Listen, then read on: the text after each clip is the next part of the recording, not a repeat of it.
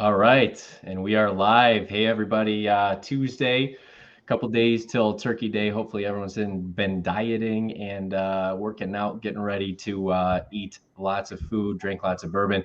So super excited tonight. We've got an awesome casting crew. We are going to be doing a Chattanooga Whiskey single barrel selection for our barrel club, the Breaking Bourbon Single Barrel Club, which this is in partnership with Seelbach, one of our retailer partners. And we've got some awesome guests tonight, kind of mixing it up a little bit. So kind of going to go around the room here. First, Jordan and Eric, how y'all doing tonight? Good. Looking forward to tonight. This should be good. Yep. Great. So let's start with Blake, retailer partner, Seelbach. Blake, what's up, man? Oh, you're on mute. Blake, you're on mute. Can you hear me? Yes, sir. All right. As always, got to have a little technical difficulties getting started, but no, good to be back on. Always fun to pick barrels with you guys, and obviously from one of my favorite distilleries. So going to be a good time. Got the chance to go to Chattanooga and hang out with Tim and the guys. What was that, about 2-3 weeks ago? So, man, just a lot of great barrels rolling out of there. So excited to get another one of these in. Yes, sir. And then Tim and Grant. So Tim Piersant and Grant McCracken from Chattanooga. Oh, man. Yep. I don't know what it was, but we've had our technical difficulties too, but they don't sound like that.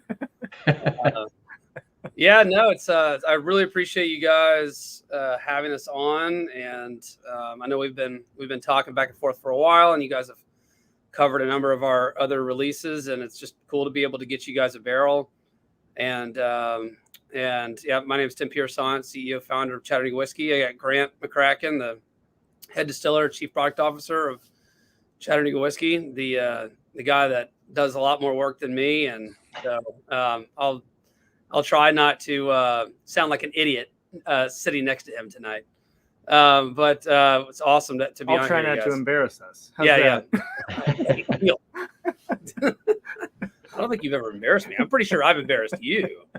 We'll leave you plenty of opportunity to do that. So that it's all open game tonight. Embarrassments are allowed. So there's a reason why I don't join many of these things, is because it's generally because we have no shame. Neither one of us. That's the real issue.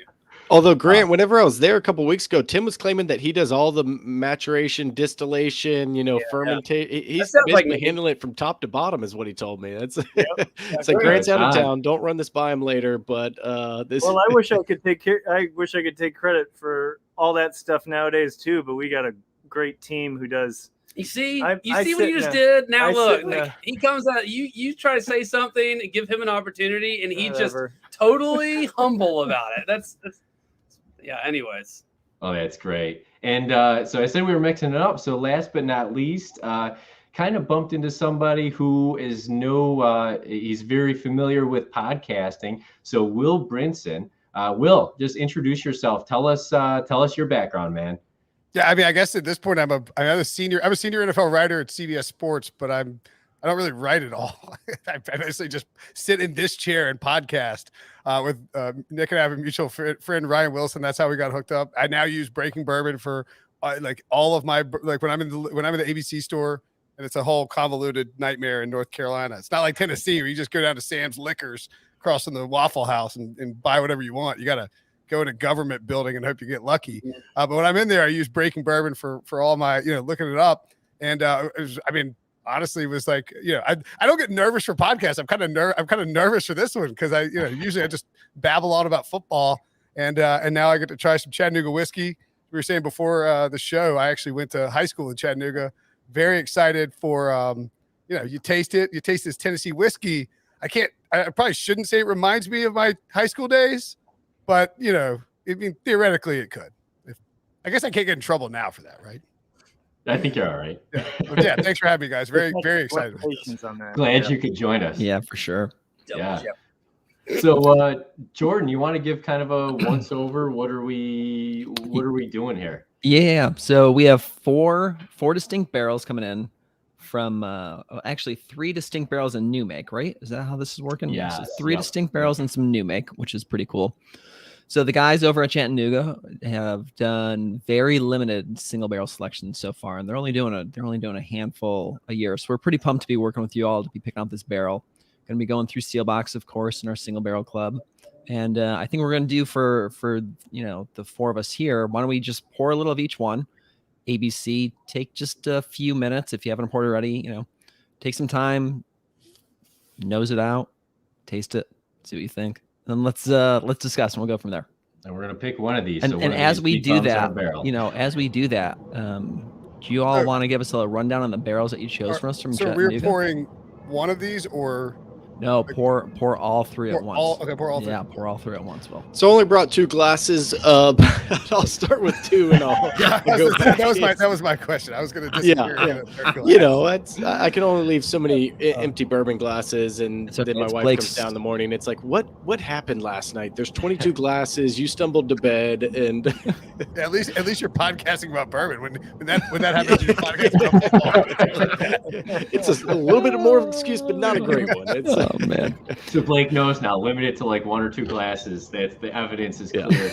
Nothing happened. I can leave it in my office for like 2 days and slowly trickle them out throughout the week. Man. I'm good. And Grant, do you guys want to give us a little rundown of what you select? Well, you don't need to give us all the details, but just the 3 barrels and where they're coming from and what you selected for us. Yeah, so it's probably worth, as you guys are opening up the samples, going back in time a little bit to last year's selection. Our first year of our single barrel program, we thought it was most appropriate to pick our signature recipe, our 91 recipe, and showcase kind of the layers of that onion, if you will. So the first year of our single barrel program focused on that recipe and that recipe alone. And this year we thought we'd expand the number of recipes to really showcase the story behind Tennessee high malt as a whole, not just the Barrel 91 recipe. And just going back in time real briefly, for 2 years, we did nothing but experimentation at our experimental facility on Market Street from 2015 to 2017. And after 2 years of experimentation, we settled on one principal recipe to carry through to our Riverfront distillery and produce it on a everyday kind of basis. So about 80% of what we make is our 91 recipe, but a lot of other original recipes that we trialed out in really the first even 10 batches of experimental batches. Some of them got scaled up. So what's in front of you guys right now is our 91 recipe, obviously, and then 2 other selections. One is our what we call roasted, and one is what we call peated. And both of these recipes are also high malt in their style. All of them have various specialty malts within, but the roasted recipe focuses on roasted and caramelized malted grains. So it kind of is supposed to give, more chocolate, caramel, kind of roasty edges. And then the peated is obviously has some peat smoked malted barley in it, but it also has honey malted barley and also golden naked oats, which are a type of oat malt.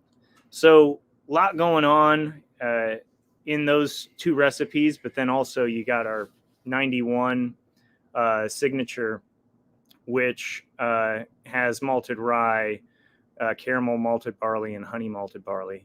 So they're all very, somebody commented on the fact that I think maybe Jordan, you said how different they were from sample to sample, or Nick, maybe you mentioned that. Yeah, that first pick we did a year ago or so, year and a half ago.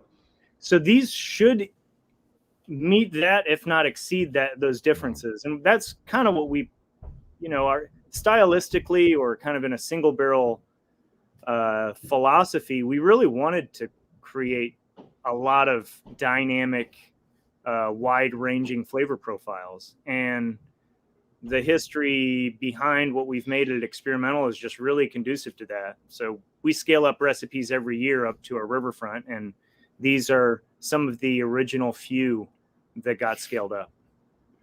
Yeah, say we're looking at from, I think, anywhere from 3 years. You guys are to the day, 3 years, 10 months, 8 days, to a 4 year, 10 day, and a 4 year, 4 month, 4 day. So y'all are very specific, all in that kind of 120-ish plus or minus proof range as well. Yeah. So if depending on which one you guys select, would probably wait on that one to get to 4 years, obviously, for at least for the label piece on it. But they're all at a place where we felt like, as a 4 year expression, or approximately 4 year expression, they're just showing off the range really well. So we were really proud of them, and we're honored that you guys are interested and following our story and our profile the way you have. We really appreciate the enthusiasm for it. Yeah, well, we appreciate. I mean, you guys are fun to watch and follow. I mean, how many experiments are there now? Like different bases? Yeah, it keeps going, doesn't it?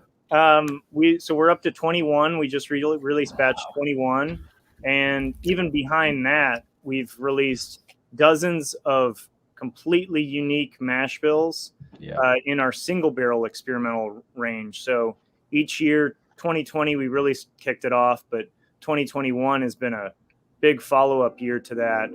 I think we were up to probably 15 unique mash bills this year.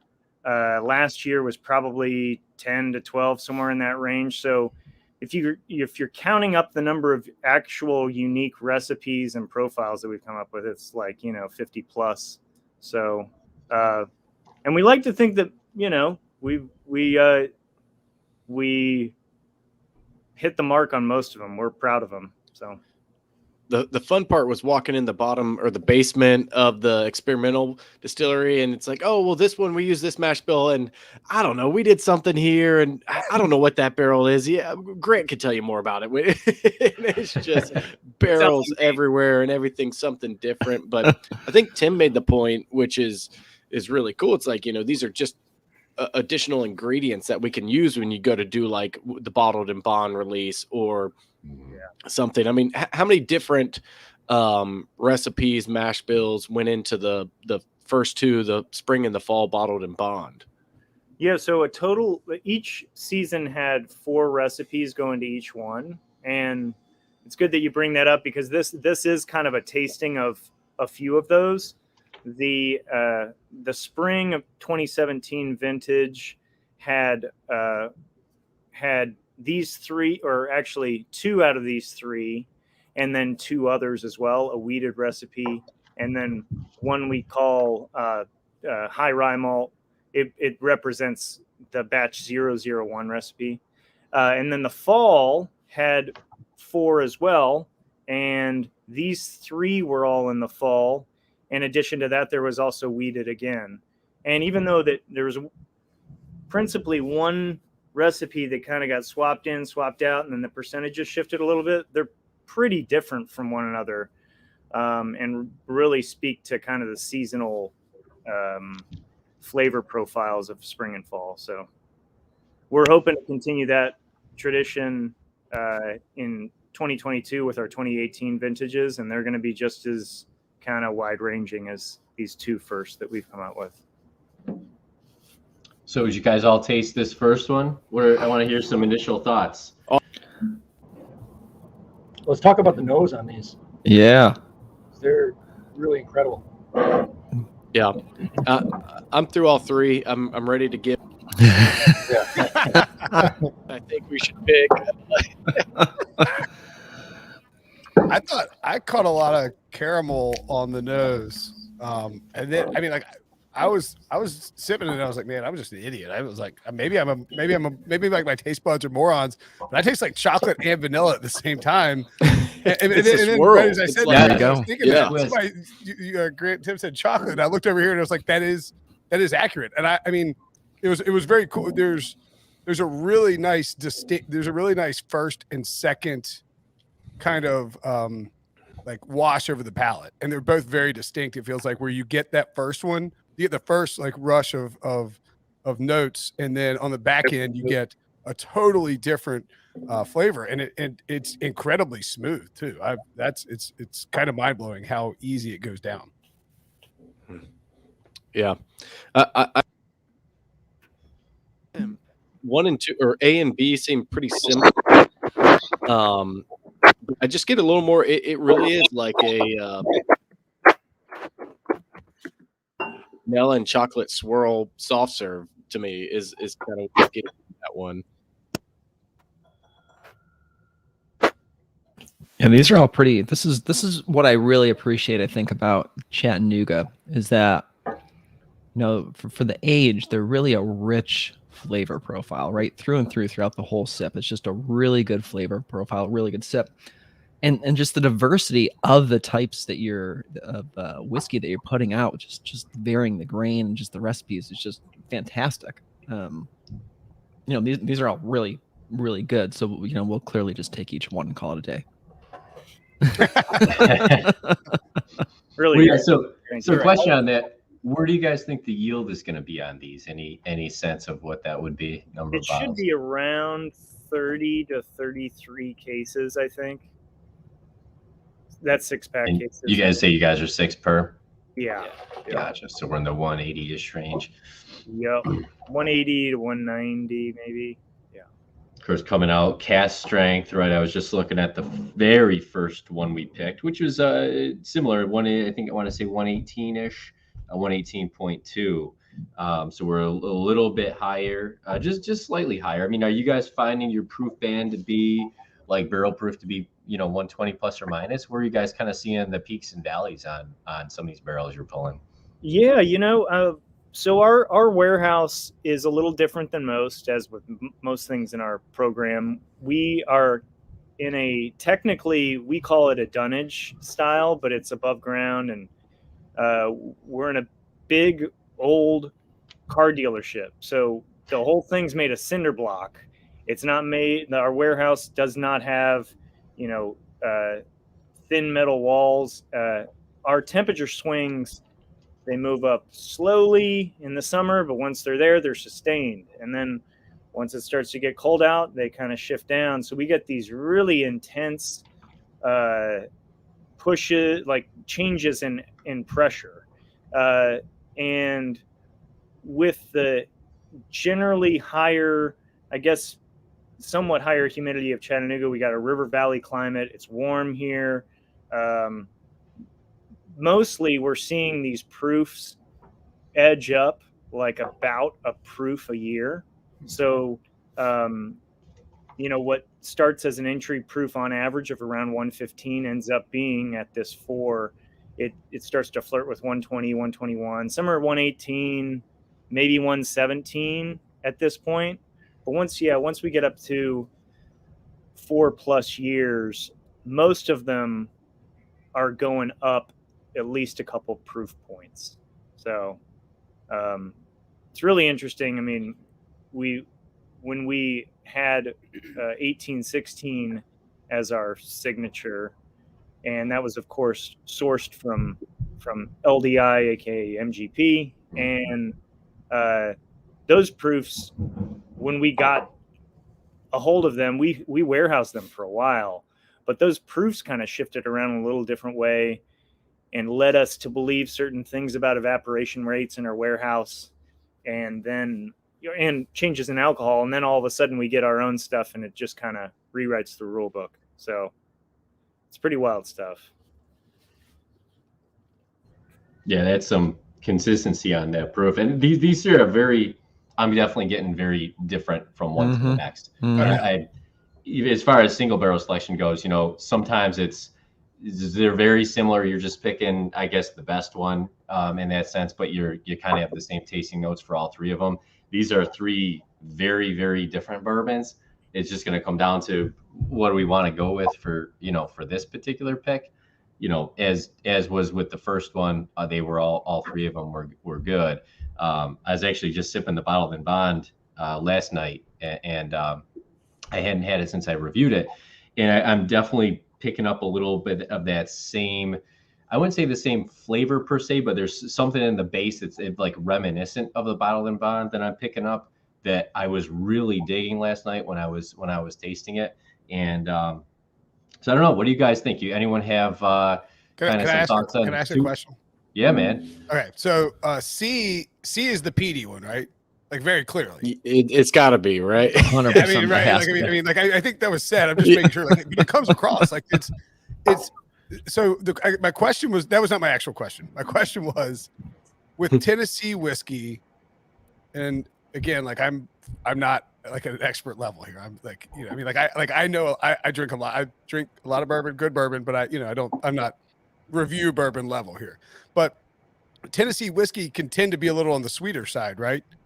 And I don't mean that sounds sweet, sounds like a bad term, I guess, but it's like you know what I'm saying? That one, the C has a little more of a scotchy front to it.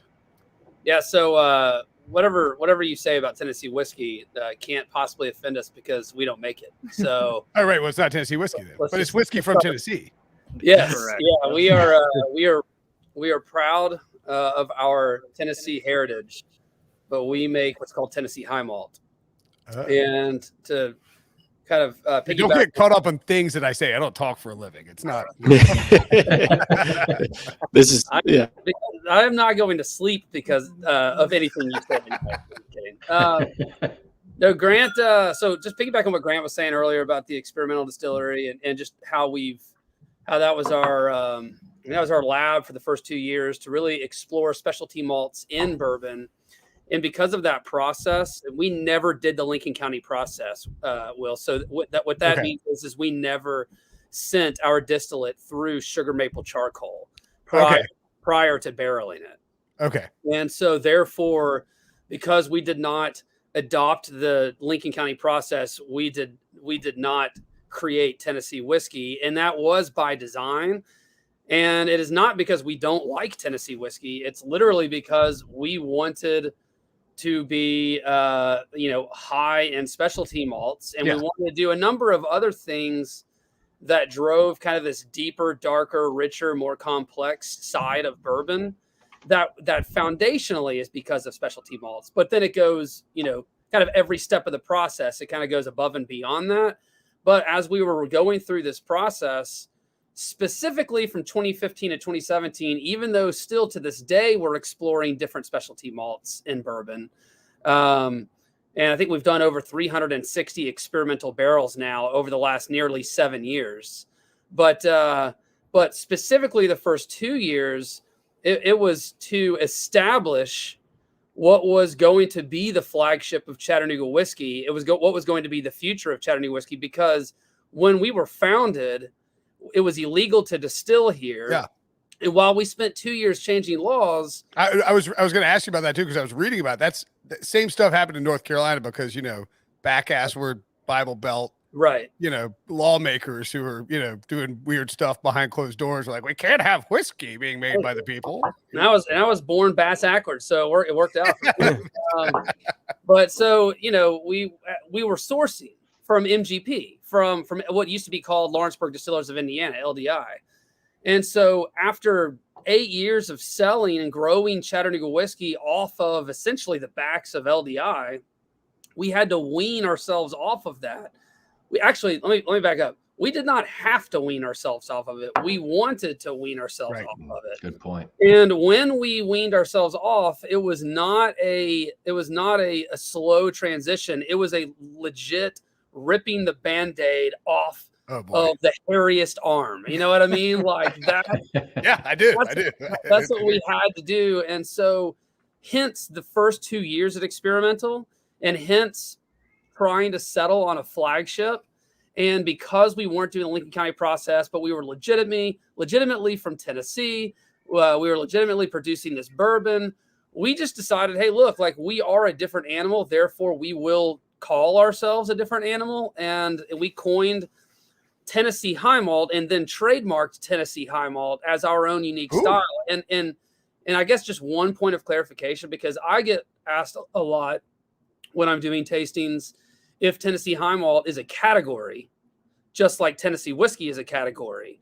And it is not a category. It's stylistically our designed bourbon specifically for Chattanooga whiskey. So could someday we decide to open it up as a category? Yeah, sure. But right now, we're just trying to carve our own path and get the story out there that Chattanooga whiskey is a unique style of bourbon. So when you drink it, like you guys just said, like all three of these and how different they are, and you go, Chattanooga whiskey tastes like bourbon, but it also doesn't taste like bourbon. And I don't really understand what's going on here. That is Tennessee High Malt. That's the story we're trying to tell. Okay, so I think everything I thought was right, and the way I said it was pretty terrible. Maybe because it's not like it's like C, for instance, doesn't taste. I mean, again, I agree with everything they said. Like all three are different, but there's this. So North Carolina whiskey is also on a newer path, right? The laws had to be changed. Like you couldn't do distilleries until, I mean, probably about a reasonably like similar timeline. I mean, I hope nobody watching this is like a North Carolina whiskey fan and gets insulted, but it's not great. It's not great.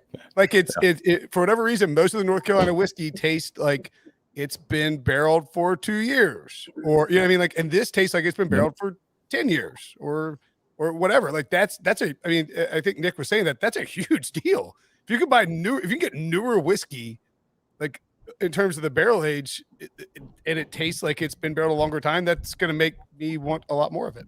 And Grant, that's kind of by design, right? I think you mentioned this in the first time we picked, where using those different malts, you're almost replicating, like we taste the caramel and the brown sugars, and that's what we think is older tasting. And really what you did, you're just pulling those from the grain instead. Is that correct? Or I think it's definitely starts with the malt, and that's why Tennessee High Malt is what it is. And when we decided to make bourbon, it was out of a choice that we love bourbon. And stylistically, we just felt like we could, with the help of malt, with the help of hundreds of different specialty malts that have just such a wide-ranging flavor profile, that we could make it speak in more ways to people. So what I've kind of said a number of times to some folks is that when the industry uses the term malt, it's kind of describing a pale, delicately flavored, sweet, but it's malted barley was what they're talking about. And generally speaking, that flavor profile is pretty consistent as distillers generally talk about it. But when we talk about malt, we're kind of talking about spice. So it's a generic term to describe something that's not necessarily generic in flavor. So you've got caramel malts, you've got chocolate malts, you've got smoked malts, you've got toasted malts, you've got kilned then roasted malts, you've got stewed then. I mean, the malting craft is just as in-depth and special as bourbon is, for instance. And we just felt like that was a place to start. But to answer your question is, that it starts with malt. We thought, well, we can bring more dynamic and a greater number and concentration of different unique flavors into the distillate to start with. And then every step of the process with fermentation, with picking our proof off the distillation column, and then also going into different types of barrels, whether they be charred or toasted and charred. We're trying basically to pack as much flavor in at every step, and not just as much, but of complementary types. So when we know that we want our bourbon to taste a certain way, we're just trying to bring out those flavors from our knowledge of what, fermentation does, or what specialty malts do, or what these barrel toast profiles do. And by the end of it, you're absolutely right, Blake. The lines get really blurred of where these flavors are coming from. And our distillers don't necessarily always know where they're coming from. And we like that. We're excited by the fact that, we can't put our finger exactly on what it is, but we know it's complementary, and we know keep doing that because that tastes good. We don't know how it happens, but we're just going to keep doing it and hope that it does. Right. I love that method. Also the exploration just between the two distilleries has been instrumental. I mean, we just did a Blake. I don't know if you, of course you saw it because you got a handful of bottles, but the vatted, the batch 21 vatted. I mean, you're talking about this exploration of running the kind of similar recipes off of two different distillation systems in two different environments, and aging them in two different environments, and then bringing them together. In this instance, in an Oloroso sherry cask, 100-plus-year-old Oloroso sherry cask. But as we've explored different recipes at both experimental and Riverfront, and we've scaled them up from experimental to Riverfront, it's been really interesting just to be as a part of this R&D, tasting the distillate off of two different types of stills in two different environments at different proof points. And I can't tell you how extreme these different, I wouldn't do it justice how extreme these differences are from let's say a 140 proof on a 100-gallon pot versus a 140 proof on a 30-foot column that then goes into, a 150-gallon doubler, or, 145 proof off of the pot versus 140 proof off of the pot. Or in the case of what you're tasting tonight, that everything came out of our Riverfront headquarter distillery, the difference between 136 proof off of the column and 132 proof off of the column, it's massive. And I think that's what I think the general maybe bourbon drinking consumer doesn't understand, is that it's not just about the barrel, and it's not just about a 3-grain recipe. I can take that 3-grain traditional recipe, corn, wheat, barley, and that 4-char 53-gallon New American White Oak barrel, and you can make it taste 100 different ways without changing those two elements. And that includes the type of still, the proof of the still, the environment of all, the fermentation, et cetera, all the things that Grant just went through. So, it's that exploration that allows us to determine what it is that we like and dial in our profile. And I just think that between the two distilleries, there's not a lot, or maybe no one out there that has that setup that Chattanooga Whiskey has had for the last, however many years. Yeah, and y'all were talking about malt. So about a year and a half, 2 years ago, Eric and I took a trip up to 1886 Malt House, actually up here in Fulton, New York. Oh, cool. Didn't realize that was up here. And so we were going through, and what we did was, because we were basically picking a malt for a barrel we were doing with a local distillery, and to get the flavors, kind of figure out what we wanted to do, we basically just steeped them as a tea and then tasting them. And the variety and the range of the malts was just absolutely incredible, from that end. So I thought that was really interesting, because you have this, I think, growing malt, category in itself. You don't really hear about high malt bourbon per se, like how you guys kind of define it and explore it. That's not something you hear talked about too much, but I think those malt flavors are, as people get introduced to them, and not necessarily in the, call it like the scotchy side of things. I think you have a lot of bourbon drinkers that maybe don't necessarily want to get over, into the Scotch world per se, but I think as you get into, just enough of that malt flavor, some of the chocolatey notes, things like that, I think there's a lot of draw to bourbon drinkers, and you guys are probably seeing that. And that's why when you drink Chattanooga whiskey, there you definitely get this, there's something different going on here, because bourbon has a pretty, relatively speaking, tight flavor range from one brand to another, where to get outside of that band, you got to be doing something a little different. We've seen finishing, there's a lot of that, but just playing around with the things you guys are playing around with, you're getting a lot with still that, call it traditional way of making bourbon.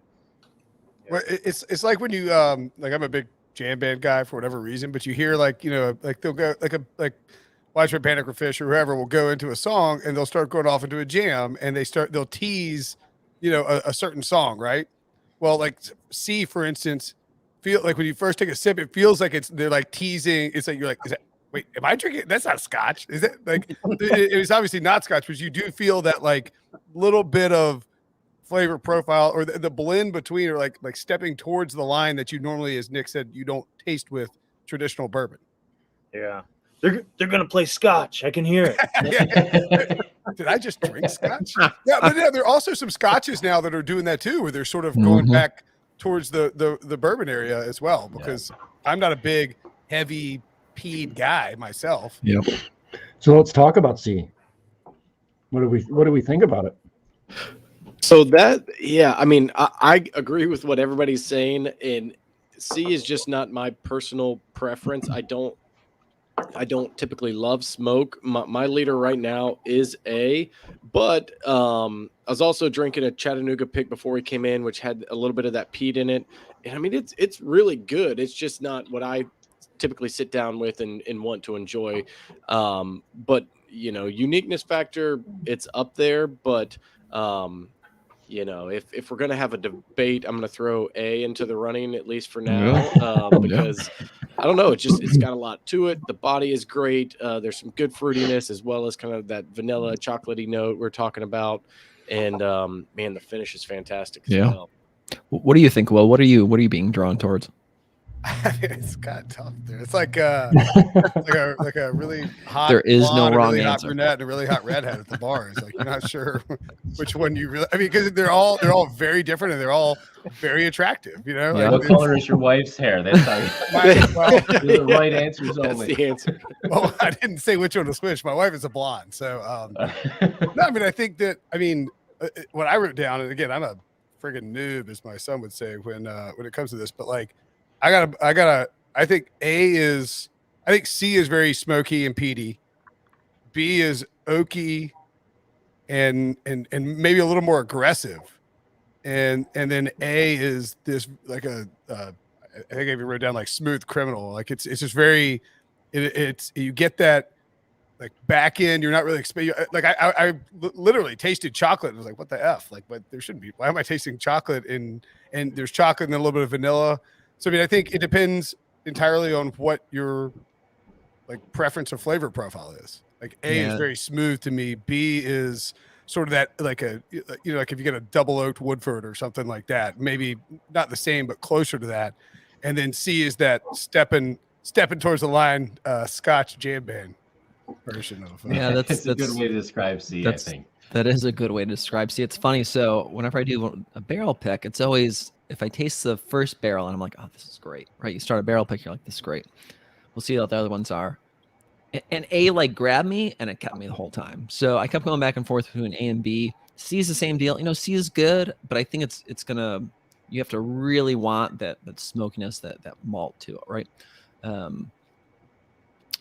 A and B are both really good. A is a little bit sweeter in my book, right? B has a little bit of that sharp spiciness to it. A is incredibly, as Will said, it's an easy sipper. They're all delicious. Don't get me wrong, but A, man, I just keep going. I think Blake said the same thing. It just pulls me. So I mean, just A is essentially I think you guys sent me a bottle of the 91, right? Yep. I think it might have Grant's autograph on it. It's got somebody's autograph on it. Maybe on the. It's the FedEx guy. When he said you had to sign for the bottle, he was confused, and he's like, "All right, my wife was like, "There's a giant package here." I was like, "I think that might be whiskey." She goes, "No, it's really light." I was like, "No, it's not. They gotta wrap it." Like I said, she's a blonde.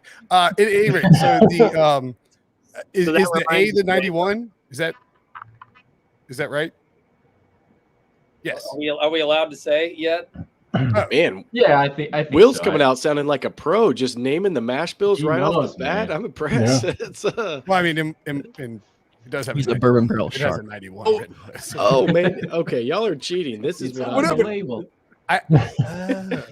Well, look, they can send me any labels they want. I'm not figuring it out. I was like, they sent me a bunch of little tiny moonshine bottles, honey. What's going on here? But I had a 91, yes. I tried the 91 before we really fired up, and like I was floored, like just at how smooth it is. Like it's like for pure neat, like a neat whiskey like that to be that young is ridiculously smooth. I'm telling you, you do the same North Carolina bourbon, put it in a glass neat, and you're sort of like looking around, making sure nobody's watching you as you choke it down. And it's burning the back of your throat, and it just didn't do. Please don't let the North Carolina bourbon people get offended. But I mean, we appreciate that. That's very flattering. Thank you.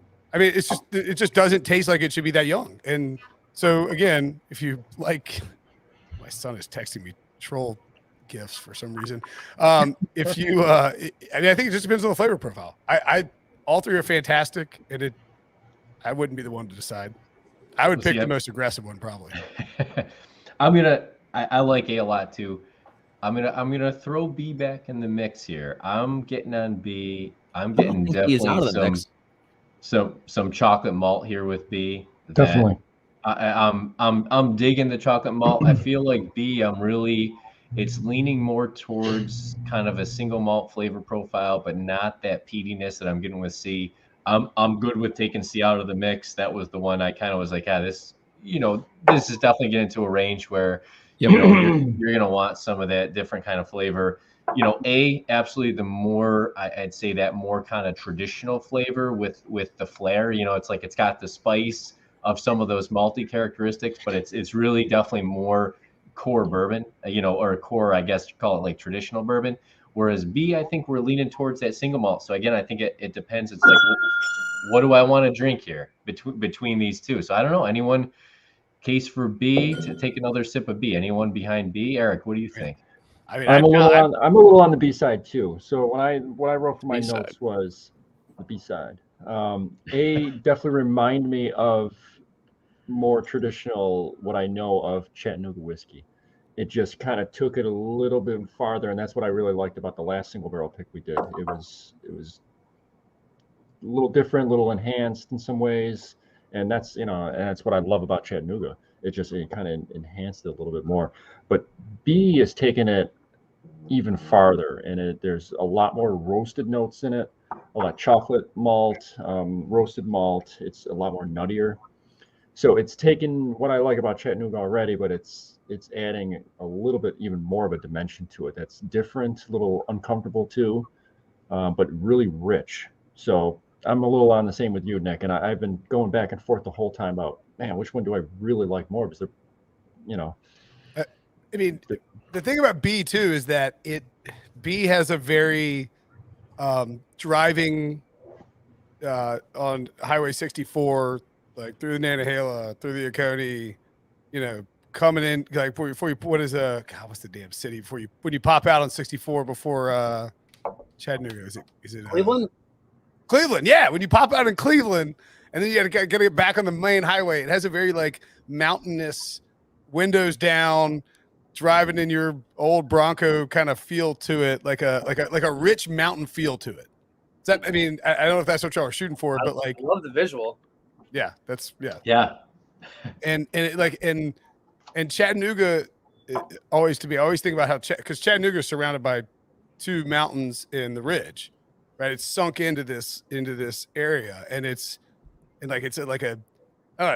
always feel like a uniqueness to the city itself, and there's a very not aggressive but like forward oaky mountain feeling to B that I like. So I would pound the table for B, but all three are very good. Will, we're gonna hire you for Breaking Bourbon tasting notes.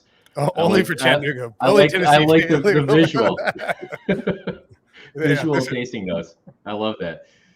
He wrote fish in the tasting notes with a PH. Is that correct? These are just song lyrics, sir. Like, no. But you understand what it should take, right? For being a jam band, you sure have a lot of country lyrics in your. I got my Bronco. I got my blonde. I'm drinking my bourbon. Actually, there's a Bronco directly underneath you. The same one I used to drive to Chattanooga in my garage. So I'm gonna say, man, you could have just said you graduated Chattanooga in '99, and I would have said you were a jam band fan. So Yeah, that's a freebie. That's like if we were doing bingo on like, so you're like I went to boarding school in Chattanooga in '99. It's like, well, jam bands is the free space.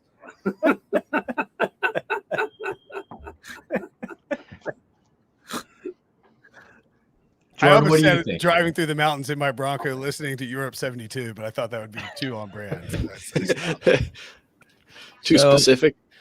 I like B, and I get what you're saying. For me, and this is personal preference, I do like sweeter things. It gets a little dry on the finish, but I could be happy with either of these. It almost, and maybe it's just because of the visual that's been laid out, but it almost gets like a little piney, kind of that spice on the finish. It's just a little bit drier. It's a no hooded sweatshirt. It's not a sweater, sir. It's not sweater yet in Florida. I can get away with this, but there's like one day a year really, you wear it. Both of those are good. So I mean, I'm happy. It really comes down to what mood you're in, right? A just has that sweeter flavor profile, and B is just a little bit sharper. And neither, I will say, liked all three. C was the first one I eliminated, right? And I just think that's the mood I'm in right now. I'm not in the mood for a little bit more smokiness right now. But I think whoever tastes these at home is gonna appreciate the uniqueness of them. I think B allows folks to try something maybe a little bit newer that they might not. A is actually a fantastic just example of Chattanooga and what they're capable of doing, right? Hands down, A just shows you through and through. But I think you can also get that by just buying a regular bottle of Chattanooga, which is why we're, always talking about them on Breaking Bourbon, is because they are doing something right? And it's one of the distilleries to be on the lookout for. And we don't say that lightly. We often taste a lot of distilleries not to be on the lookout for. But I think with Chattanooga, it's definitely something you can go out right now. You can buy a bottle of 91 and be pretty happy with it.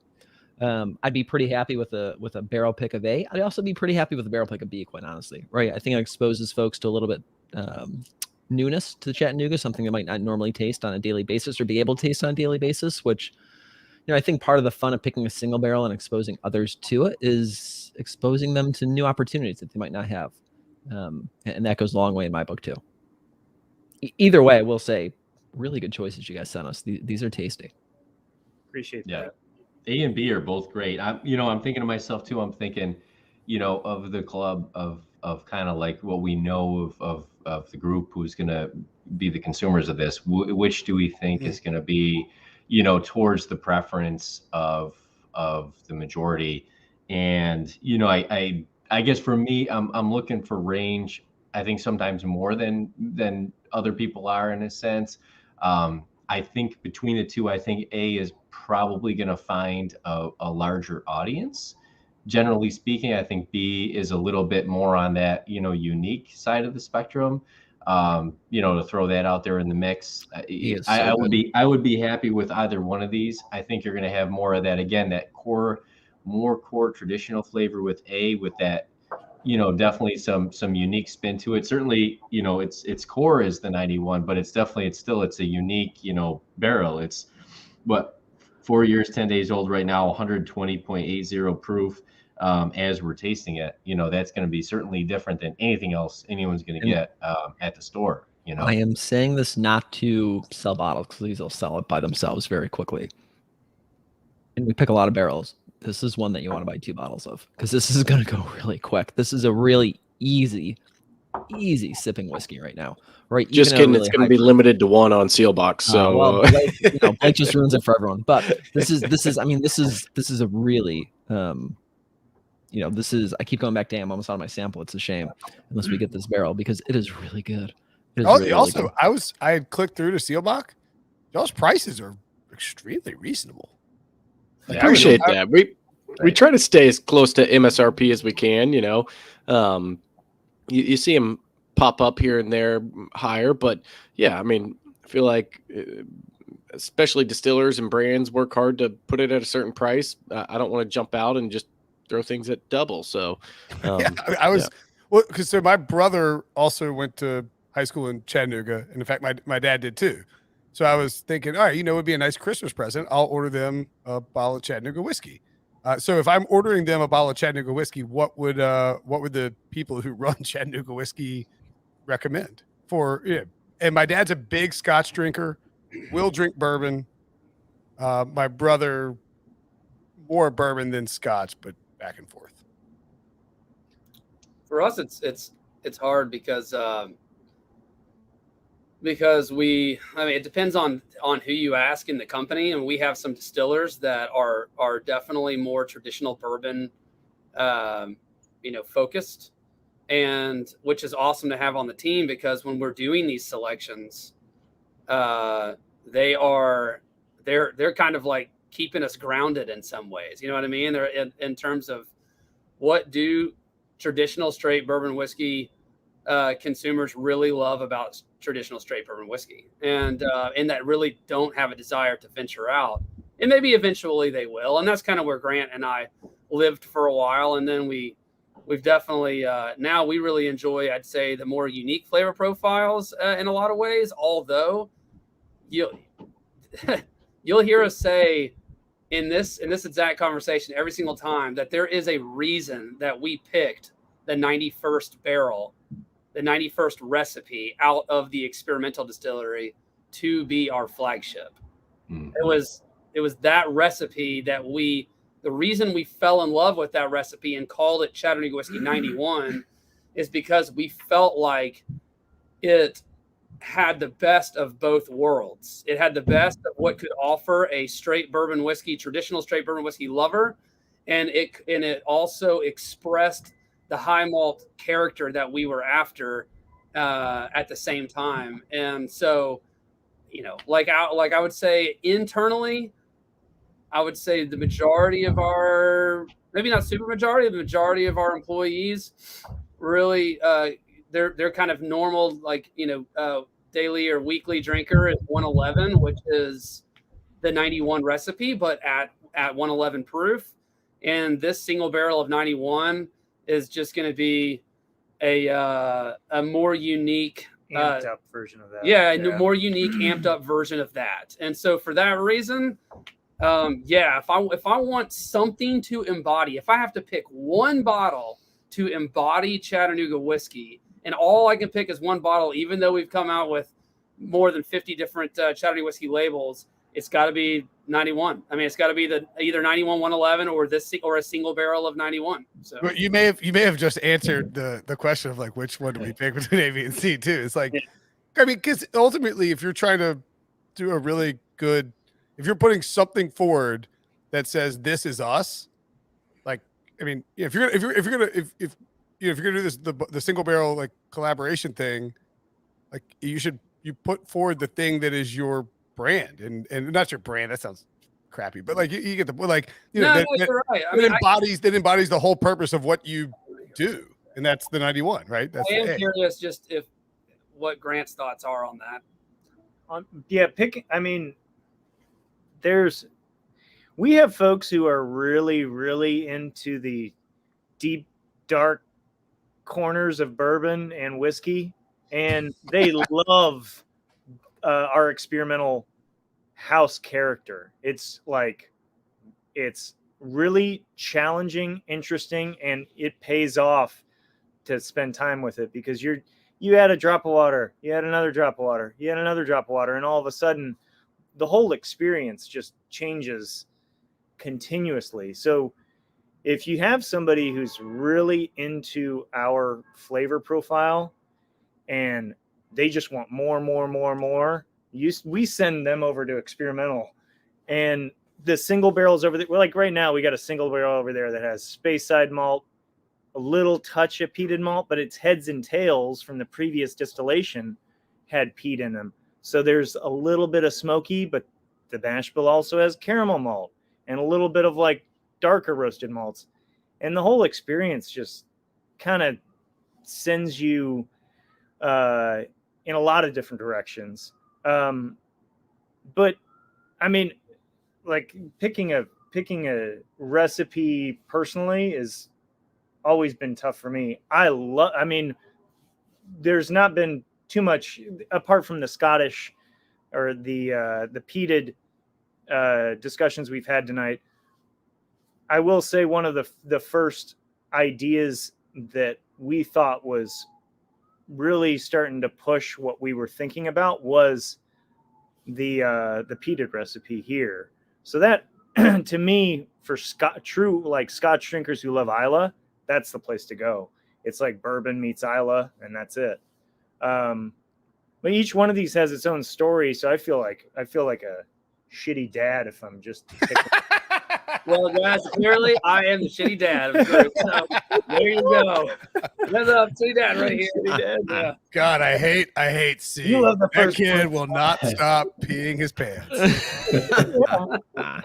What Grant is saying is buy one of everything you can find. Yeah, do it all. Or two, something like that. And actually, I just went back and like poured a little more in the cup, and it has like some. You really do get those malty notes, like when you start to like on the nose and the sort of.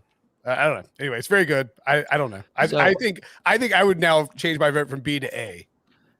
Yeah, I think I'm solidly in the camp of A too. Oh. I like, and a lot of these. So we had a lot of Zoom presentations throughout the weeks with different bourbon societies, and I have to come up with these really basic, examples to try and describe just something that will stick. Like, okay, if you're going to think of Chattanooga whiskey and somehow you're going to like try and remember Tennessee High Malt, how are you going to remember Tennessee High Malt? And one of the expressions is, well, we've kind of gone after this recipe that really more exemplifies dark chocolate. If every other bourbon is in this tight, I mean, Nick, you talked earlier about the kind of the tight band or tight framework that bourbon is in. If that framework and that band is within the world of milk chocolate, Chattanooga whiskey is dark chocolate. You know what I mean? So that's kind of something that we've gone after. The other thing that I like to talk about is like a s'more. If you think about a s'more, you've got like 91, which is going to be like the graham cracker of the s'more. And even 111 is going to be maybe more the center of the s'more, but especially when you get into some of these other experimentals, or if you get into these other deeper, darker roasted malts, such as the stout recipe that you guys have, that's definitely going to be the center of the s'more. There's just a lot of roast and toast going on there. And, you might, if you want to drink your bourbon with a drop of water or on a rock or two, you might really enjoy the roasted because it's just got a little more to offer over a longer period of time. You know what I mean? Versus because it is darker, richer, more complex. Well, I won't say more complex, but maybe darker and richer in some ways. So anyways, and I tried to confuse everybody right there. That was my biggest, that was my mission. Confuse everybody. I don't know how you guys keep a bourbon podcast tight. I mean, like, if I ran a bourbon, like I can't keep my football podcast under 2 hours on Sunday night. If I ran a bourbon podcast 4 hours long. Hey, How do you keep how do you keep a jam band tight, Will? Yeah, You don't. That's the whole thing. You don't. It's the idea, right? Right. So yeah, why don't we put why don't we just put it to a vote? Just we'll do A and B. Just raise your glass for the one you want. We'll go from there. So if you want A, just raise your glass. Well, that was easy. Oh, Eric. I'm totally there. Okay. Sorry. Late to the party, Eric. Sorry. Eric will take a There's a barrel delay. of There's a delay here. I would have been just as happy with B. I thought B was great. It was a little more unique, but a lot of times whenever look at these barrel picks, it's like it just highlights what the distillery does. And a lot of times I say, yeah, it's that bottle on steroids. And I feel like this is 91 on steroids. Like everything I love about the Chattanooga 91 is amped up. And I mean, it's fantastic. So I'm excited for it. Yeah. I mean, you guys probably don't deal with, I don't know if you deal with this problem or not, but like, as a casual bourbon drinker, after you have, I mean, you guys are all professionals. After like X number of glasses of bourbon where you're sipping bourbon, like at a certain point, it can start to turn into like you start to lose the notes. But I've gone back and forth between A, B, and C here. And like now I'm kind of getting like the malty, like up front sort of pop, and then melts into chocolate and vanilla. It is like it's still there. It's very pronounced, even more pronounced maybe, and like that's pretty impressive when you're swapping samples of bourbon, I think. So, and Grant gave the accidental speech about the essence of Chattanooga whiskey. So how can you not go? I guess both of y'all did. I just poured a little bit too of that very first single barrel pick we did way back when, tasty. And I haven't had it in very. I'm like savoring it. It's already like a third gone. I'm like, I need to really like ration this out now because I will never be able to get any more. And I would say this is on par with that. And it was like when we had that, I remember doing that pick, and immediately everyone was like, oh, this is insanely good. I think there were 6 of us on it, Blake, something like that.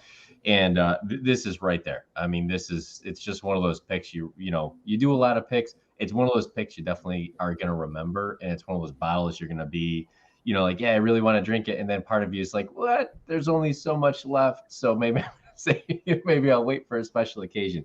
So I think it's a winner for sure. That means so much. Those kind of statements, you gotta, I know I speak for us both. We're really grateful to when people say shit like that, because it just like, if people are putting a drink in front of them on special occasions or special moments, or they're reserving it for that time, that's why we do what we do. You guys, I hope like that is the number one reason that got me into home brewing, then distilling, then this business is really all about presenting somebody with something that's memorable and that they look back to or look forward to on both fronts. And like when you're with it, you're just there with it, and you're experiencing it with people you love, and that's it, man. That's so cool. Thank you. Yeah, I'm definitely taking what's left of the samples, particularly seed, to my Scotch loving dad for Thanksgiving. But if my wife falls asleep in the car between here and Greensboro, I'm not taking a left on 85. I might just drive down 40. I might wake up, we're in Chattanooga. Like, where are we going again? Something for your brother. For your brother. Thought he might need I thought you said you wanted to drink whiskey over Thanksgiving. Yeah. I'm very confused. You meant go to Winston. I heard drink whiskey. I'm so sorry. I totally blew through the triad and just straight into Tennessee. What are we gonna do? Yeah. So Will, first pick, man, what'd you think? This is something you had not done before, right? Was picking a barrel. What's your thoughts on the process? I mean, I wish I'd gotten into bourbon podcasting instead of football podcasting. It's more fun. It really is. It's never too late. It's never too late. Yeah. The barrier to entry looks pretty big with you guys. I was kind of blown away. And again, like really, like Chattanooga is like Chattanooga has like the North Carolina mountains, the Tennessee mountains all have a very special place in my heart. And you can taste it in this bourbon, that it's like, curated by people who are like feel the same way about the same geographical area. And it was fun to kind of pare down, and actually somehow we all stumbled into the same choice, even based on both tasting and inspiration from the guys running it. So I don't know. Yeah, it was awesome. Good, man. It helps when all the barrels are good too. Yeah. Sure. It is beneficial that all of the whiskey is fantastic. I mean, that is.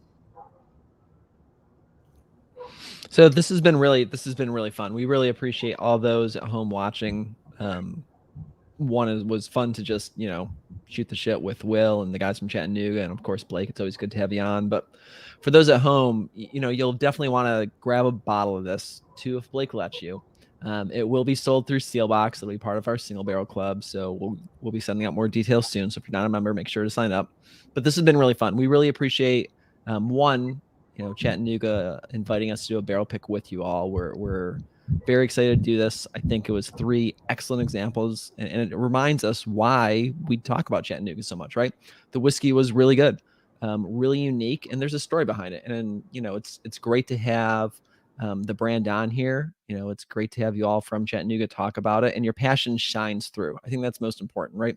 It's clearly personal, right? You really take it to heart. You really want people to really love your whiskey and really cherish it. And I think that comes across through consumer after consumer that we talk to too when they talk about Chattanooga. So again, thank you for coming on. We really appreciate it. You know, before we wrap up, if you just want to tell the folks at home anything that you might have upcoming that we should be aware of, that'd be great. Well, Jordan, thanks for that conclusion too, and just to reiterate Grant's feelings over here. It's the fact that you guys are giving us this opportunity, this time to honestly talk about ourselves and talk about this passion that we've been working on for a long time. I say a long time. I mean, you know, compared to some of the legacy distilleries, I mean, we haven't been at it for 100 years, but for a craft distillery, 10 years of grinding away feels like a long time to us. And we're just trying to keep our heads down, focus on how to make Chattanooga whiskey great. Sorry, we're sitting outside, so all the sirens. But it's fine. They're just chasing some high schooler back into the McCauley entrance. It's fine.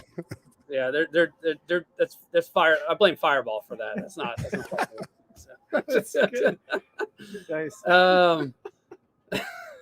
But the only thing I want to say, I guess, is that building these relationships up because you guys enjoy the craft, and craft is a word that gets abused a lot every day in this industry. And I could walk into any of the large distilleries that have been doing it for 100 years and really appreciate their craft and say, man, these guys are craft. You know what I mean? There's no reason to say that they're not. And it's really as simple as that. And in terms of our craft, I think you really have to do a lot of digging and explore to see how much we've actually put into it. And that we're just very focused on making Chattanooga whiskey great. We have there's a lot of other things that we could have, a lot of other directions we could have done to try and make some money, but it just really hasn't been about that for us. It's been about making the best product that is unique to us and representing it in the best way, whether that be in the glass, on the shelf, through relationships, or from our employees, which we're so proud of. So anyways, I just greatly appreciate it. In terms of finding us, to answer your actual question, Jordan, you can please follow us on Instagram. We're very active on Instagram at Chat Whiskey. If you have a question for us, email us at info@ChattanoogaWhiskey.com. We're very active on there.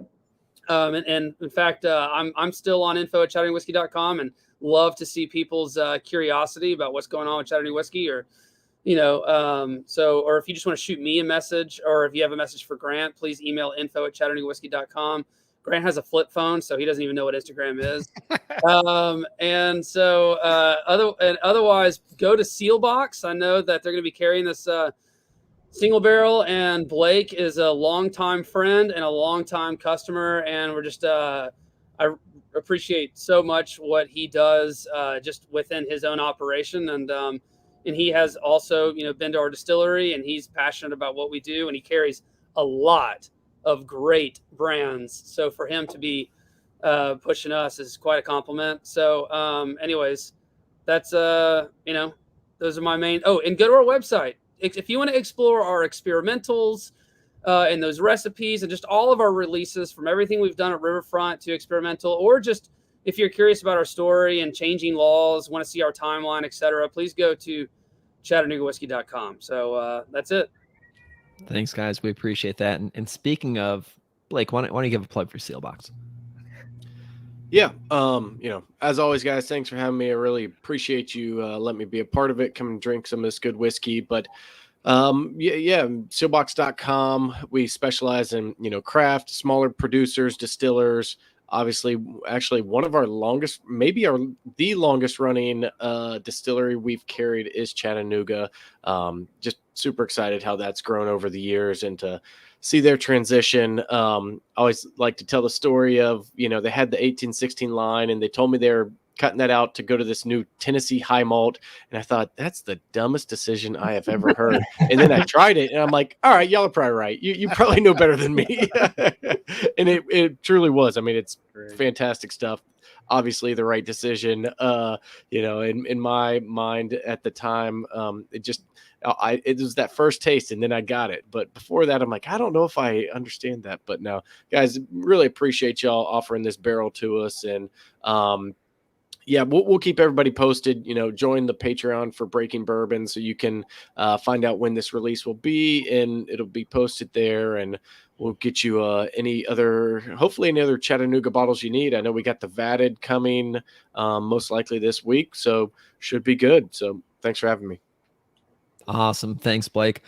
And Will, we really appreciate you coming on. I know you do podcasting for a little different type of podcasting, and we really appreciate you joining us. And it's for us, it's a lot of fun exposing you to your first barrel pick. So that was really great. But why don't you tell the folks at home where they can find you? And also, before we leave, what type of bourbon do you normally like to drink? Yes is the answer to the last question. And I appreciate it. If you needed one podcaster to blow through your normally tight allotted time of 1 hour, it would be me. No one can burn through a rundown quite like me on a podcast and wreck the time frame. You can go to the Pick Six podcast, available anywhere you podcasts are found. Daily NFL podcast. I think we have like 8 shows a week. It's kind of obnoxious. My wife hates it. And myself and Ryan Wilson, who good friends with Nick and was going to be angry if he didn't get that plug early in the show. Also on CBSSports.com and on Twitter at Will Brinson. I have a question for Blake though. For Seelbachs, can I get it delivered to North Carolina, or are there any? Unfortunately, you cannot. Yeah, I was just trying to check out with 4 bottles of Chattanooga whiskey, and it wouldn't let me. Mine is one of those states. They're funny. They don't like that whole shipping or anything like that. Well, I guess it's Tylenol PMs in the morning for my wife and straight on to Chattanooga. we really appreciate you having coming on with us. And Nick, Eric, as always, great having you. Hopefully guys have some good Thanksgiving plans and more importantly, pour some good bourbon on Thanksgiving. And overall, thanks all for tuning in. Hope you all have a happy and safe Thanksgiving. Hopefully you have a good bottle of bourbon to pour. And until next time, cheers. Cheers, everybody. Cheers. Thank you.